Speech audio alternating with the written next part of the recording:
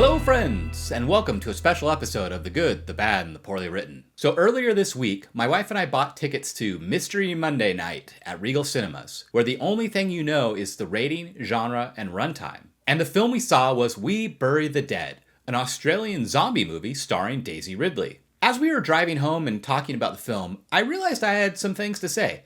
So I decided to do a review and story analysis. Now, this is going to be spoiler heavy, so if you're a fan of the zombie genre and you want to be surprised, I'll just say this.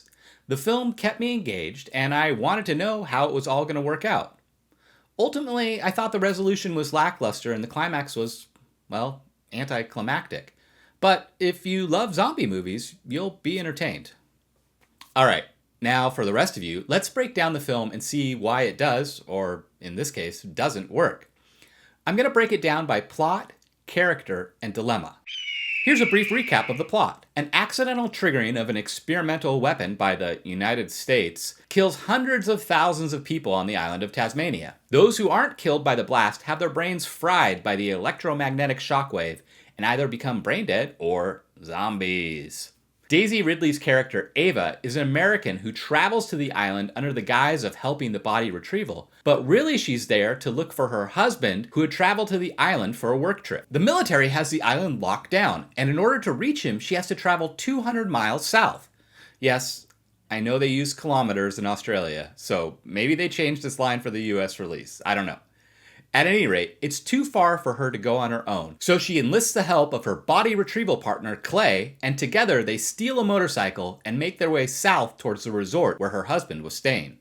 Character. Ava is not really an interesting or sympathetic character. All we know about her is she wants to find her husband. I guess we're supposed to care about their relationship because we see them at their wedding being sweet with each other. She is, on the other hand, highly motivated because she's willing to travel through a literal zombie hellscape in order to find him. But why she does that is questionable, to say the least. More on that later. Clay was an interesting character, and the actor, Brenton Thwaites, who plays him, has a ton of on-screen charisma. But his motivations are inconsistent, and while I enjoyed seeing him on screen, I didn't know why he was there for most of the movie at all. One of the things that really bothers me is when characters don't act in their own best interests. Each of us is the hero in our own story, and the characters on screen, be they the official protagonist, the villain, or a supporting character like Clay, should all have their own goals and should act in accordance with those. So, in the film, Ava enlists Clay to steal a motorcycle, help her break military quarantine,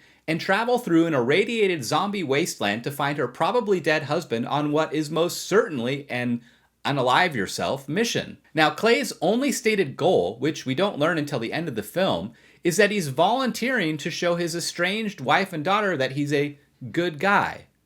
Well, it's hard to reconnect with your wife and daughter if you're dead or in prison, so the offer from Ava must be pretty compelling. Dilemma. Good stories have strong dramatic dilemmas. The damned if you do, damned if you don't decision that a character is forced to make. And We Bury the Dead completely misses this mark. In Clay's case, his dilemma is, on one hand, travel through an irradiated zombie hellscape on an unalive yourself mission and risk not seeing your wife and daughter ever again. And on the other hand, we have the offer from Ava that convinces him to go. And that offer is, get to ride on this cool motorcycle. I shit you not. That's it. She convinces him to go on this mission with an offer of something he could do in total safety from a motorcycle dealership. And he says yes, so the movie can happen. Ava doesn't bribe him by saying something like, my husband is a diamond dealer and he was there to make a big deal, or he had his crypto wallet key on him and I'll give you half, or lie and say that it's really her brother she's looking for and seduce him, or catch him stealing from the homes they search and threaten to blackmail him. Like, you could easily set up this idea: if you steal from the dead, the military shoots you on the spot, summary execution style. Ava catches Clay stealing and then uses that info to get him to take her on the mission. That would create conflict and mistrust their entire journey, as neither could fully trust the other. It would also give their relationship the opportunity to grow, as they could come to see each other's point of view and act less like adversaries and more like friends. Currently in the film, they are buddy-buddy the entire time. Their relationship is completely flat, with zero conflict. But the problems with Clay's dilemma pale in comparison to Ava's. Alright, let's step back and look at the plot of the film. Ava travels from America to Tasmania to search for her husband, who is definitely dead, but maybe will come back in some fashion. The film then weaves in the backstory of their marriage, trying to get pregnant, ultimately fighting before his trip in a series of flashbacks and voiceover. But I'm fairly certain this was added after the initial cut as a way of making her decision to go search for him more believable. Here's why I think that is. In the opening scene at their wedding, Ava is drinking champagne. Then, in every moment related to the pregnancy, it's either an extreme close-up, like the close-up of the pregnancy test, a two-shot, like the husband with his head against her belly, or a line of dialogue delivered with their backs to screen, like when she says, "We wanted to do IVF." These are telltale signs of pickups and revisions to a film that were made in post, which is totally fine. Films are almost always changed in the editing process. Some of the animated projects I've worked on have been almost completely rewritten while we edit. But here's why this band-aid for Ava's motivation doesn't really work. When she finally finds her husband, he's dead. Like, dead, not undead. She also discovers that he was cheating on her with a work colleague, and she doesn't get angry or feel betrayed. She just kind of accepts it. Because she reveals that she was also cheating on him, and he found out before this trip and left in the middle of an argument. She traveled around the world and through an irradiated zombie hellscape to try and continue an argument. Like, she didn't do it just to hold him one more time, or end herself Romeo and Juliet style, or to try to extract some of his sperm to do IVF so she could bear his child and always have a reminder of him. I mean, extracting sperm from a zombie is gross, but this is a horror film, and damn, it would give her character so much more depth than just yelling at him to come back so they can finish their argument. And besides yelling at him, there's no conflict or dilemma when she finally finds him.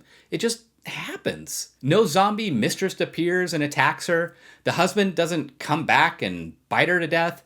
There's no action, and she isn't forced to make any choices. But it wouldn't be hard to set up a situation where she had a strong dilemma.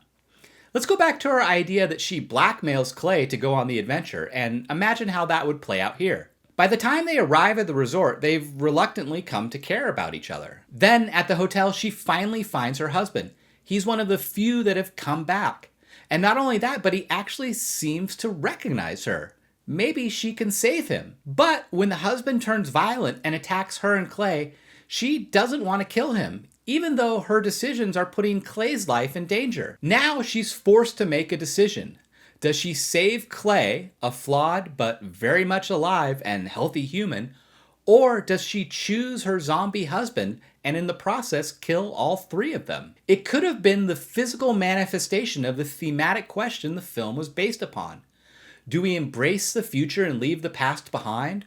Or do we hold tightly to the past, refuse to move on, and doom ourselves? Ultimately, though, We Bury the Dead never forces its protagonist to make hard decisions. Ava just goes through the motions of the story instead of growing and learning from her mistakes. So, unless you're a huge fan of zombie movies, or you want to argue with me in the comments, I'd say to skip this one. And that'll be a wrap on this episode. Would you like to see more reviews and story analysis on new movies? Or do you have some old films you'd like me to cover? Leave a comment down below. Until next time, be good and write well.